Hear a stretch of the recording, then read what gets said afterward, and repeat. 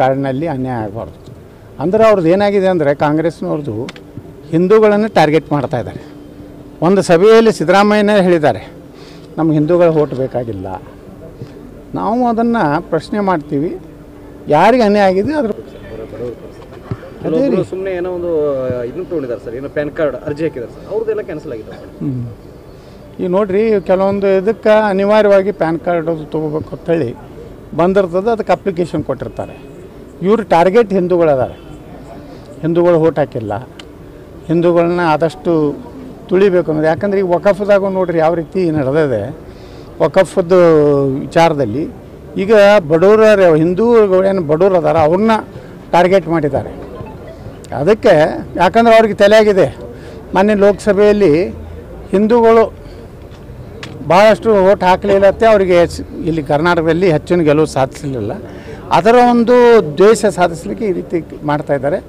ನಾ ಇಟ್ಟೆ ಮುನಿಯಪ್ಪನವ್ರಿಗೆ ಹೇಳಿಕ್ಕೆ ಬಯಸ್ತಾ ಇದ್ದೀನಿ, ಇದರೊಳಗೆ ಹಿಂದೂಗಳಂದ್ರೆ ದಲಿತರು ಅದಾರೆ, ಅನ್ಯ ಎಲ್ಲ ಯಾರ್ಯಾರು ಬಡವರು ಅದಾರಲ್ಲ, ಬಡತನ ರೇಖೆಗಿಂತ ಕಡಿಮೆ ಸರ್ಕಾರದ ಒಂದು ಏನು ಇದು ಇದೆ, ಅವ್ರಿಗೆಲ್ಲರಿಗೂ ಏನಾರು ಅನ್ಯಾಯ ಆದರೆ ನಾವು ಸುಮ್ಮನೆ ಕುಂಟ್ರೋದಿಲ್ಲ. ವಿಧಾನಸಭೆಯ ಮೊದಲು ನಾವು ಮಾಹಿತಿ ತೊಗೋತಾ ಇದ್ದೀವಿ, ನಾಳೆ ಪ್ರಶ್ನೆನೂ ನಾನು ಹಾಕ್ತಾ ಇದ್ದೀನಿ. ಎಷ್ಟು ಬಡವರ ರೇಷನ್ ಕಾರ್ಡ್ ರದ್ದು ಮಾಡಿದ್ರಿ, ಅವ್ರ ಹೆಸರು ಸಹಿತ ನಾನು ಲಿಸ್ಟ್ ತೊಗೋತೀನಿ. ಆ ಹೆಸರು ಸಹಿತ ಅಂದ್ರೆ ನಮ್ಗೆ ಸಿಕ್ಬಿಡ್ತೈತೆ ಯಾವ ಜನಾಂಗದವ್ರಿಗೆ ಇವ್ರು ಅನ್ಯಾಯ ಮಾಡ್ಲಕತ್ತಾರೆ. ಅದ್ರ ಮ್ಯಾಗೆ ನಾವು ಅನ್ಯಾಯವನ್ನು ಬೆಳಗಾವಿ ಅಧಿವೇಶನದಲ್ಲಿ ಅದನ್ನು ನಾವು ಹೋರಾಟ ಮಾಡ್ತೀವಿ. ಅಧಿವೇಶನದಲ್ಲಿ ವಕ್ಫ್ ವಿರುದ್ಧ ಹೆಂಗಿರುತ್ತೆ ಸರ್ ಹೋರಾಟ? ವಕ್ಫ್ ವಿರುದ್ಧನೂ ನಾವು ನೋಡಿರಿ, ಈಗ ಬರೀ ನೋಟಿಸ್ ವಾಪಸ್ ತೊಗೊಂಡ್ರೆ ಸಮಾಧಾನ ಇಲ್ಲ. ಆ 74 ಏನು ನೋಟಿಫಿಕೇಷನ್ ಆಗ್ಯಾವಲ್ಲ, ಮನಮೋಹನ್ ಸಿಂಗ್ ಅವರಿಗೆ ಏನು ಬದಲಾವಣೆ ಆಗ್ಯಾವಲ್ಲ, ಎಲ್ಲನೂ ರದ್ದಾಗಬೇಕು. ನಾವು ಪ್ರಧಾನಮಂತ್ರಿಗಳಿಗೆ ಅದೇ ವಿನಂತಿ ಮಾಡ್ಕೊಂಡಿವಿ, ಈ ದೇಶದಿಂದ ಈ ಒಂದು ಅತ್ಯಂತ ಕರಾಳ ವಕಫ್ ಕಾನೂನನ್ನು ವಾಪಸ್ ತಗೋಬೇಕು.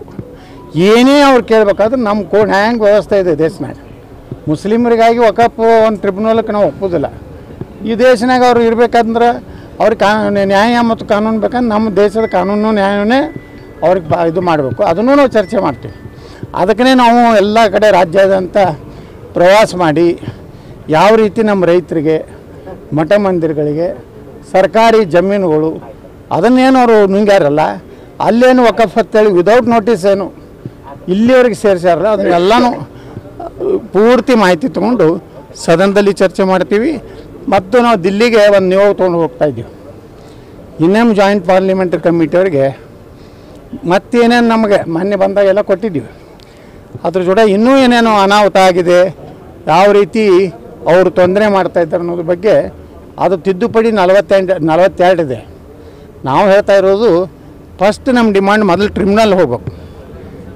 Tahsildar, AC, DC, district court, high court, supreme court, ಈ ಪ್ರೋಸೆಸ್ನಾಗ ಅವ್ರು ಬರಬೇಕು. ಅವ್ರದ್ದೇ ಕೋರ್ಟು, ಅವರೇ ನ್ಯಾಯ ಕೊಡೋದು, ಕಳ್ಳರ ಕೈಯಾಗಿ ಹೋಗಿ ನಾವು ನ್ಯಾಯ ಪಡೆದಂಗೆ ಆಗ್ತೈತೆ. ಅದಕ್ಕೆ ನಮ್ಮ ಡಿಮಾಂಡ್ ಇರೋದೇ ಟ್ರಿಬ್ಯುನಲ್ ಮೊದಲು ಇದು ಆಗಬೇಕದು. ಸರ್, ಇದು ಹೋರಾಟ ಅಧಿವೇಶನಕ್ಕಿಂತ ಮುಂಚೆನ ಅಥವಾ ನಂತರ ಅಂತ ಸರ್? ಇಲ್ಲಿ ಈಗಂತರೂ ನಾವು ಪ್ರಾರಂಭ ಮಾಡ್ತೀವಿ 25ನೇ ತಾರೀಕಿನಿಂದ. ಮುಂದೆ ಅದು ನಾವು ನಿರಂತರ ಈ ಒಂದು ಅಮೆಂಡ್ಮೆಂಟ್ ಮಾಡಿದ್ರೆ ಆಗೂ ಅದನ್ನು ಪೂರ್ತಿ ಸತ್ತು ಹೊಡೆಯುತ್ತಾನೆ ಬಿಡೋದಿಲ್ಲ ವಕಫ್. ಈಗ ಸ್ಟಾರ್ಟ್ ಮಾಡಿವಿ. ಮೊದಲೇದು 42 ಆಪ್ರೇಷನ್ ಮಾಡಕತ್ತಾರೆ ನಮ್ಮ ಮೋದಿಯವರು. ಆ 42 ಆಪ್ರೇಷನ್ದಾಗೂ ಜೀವಂತ ಉಳಿದಿಲ್ಲ. ಉಳಿದ್ರೂ ಕಡೆಗೆ ಅದಕ್ಕೇನಾದರೂ ಒಂದು ಇಂಜೆಕ್ಷನ್ ಕೊಟ್ಟು ಸತ್ತು ಹೊಡಿತೀವಿ. ಸರ್, ಈ ವಾರ್ಡಲ್ಲಿ ಏನು ಚುನಾವಣೆ ಆಗ್ತದೆ ಸರ್, ಇಲ್ಲಿ ಇಬ್ಬರು ಹಿಂದೂಗಳು ಸ್ಪರ್ಧೆ ಮಾಡಿದ್ದಾರೆ, ಕಾಂಗ್ರೆಸ್ ಮತ್ತು BJP. ಇಲ್ಲಿ ಹಿಂದೂಗಳ ಓಟನ್ನು ಡಿವೈಡ್ ಮಾಡಿ ಒಂದು ಅಭ್ಯರ್ಥಿ ಗೆಲ್ಲಬೇಕು ಅನ್ನೋದು ಏನೋ ಪ್ಲ್ಯಾನ್ ನಡೆದಿದೆ ಕಾಂಗ್ರೆಸ್. ಇಲ್ಲಿ ಮುಸ್ಲಿಂ ಅಭ್ಯರ್ಥಿನೇ ಇಲ್ಲಲ್ಲ, ಇಲ್ಲೇ ಇಲ್ಲ, ಎಲ್ಲ ತಗೊಂಡು ಬಿಟ್ಟಾರೆ. ಮುಸ್ಲಿಮ್ರು ಏನು ಬಂದ ಅವ್ರೇನು ಕಾಂಗ್ರೆಸ್ಗೂ ಹಾಕೋದಿಲ್ಲ. ಯಾಕೆ ಹಾಕೋದಿಲ್ಲ ಅಂದ್ರೆ ಅವನು ಹಿಂದಕ್ಕೊಮ್ಮೆ BJP ಅವನು ಇದ್ದ. BJP ತಿಲಕ್ ಹತ್ತಿಬಿಟ್ರೆ ಮುಗೀತು, ಸಾಬ್ರೆ ಎಂದು ಓಟ್ ಹಾಕಿ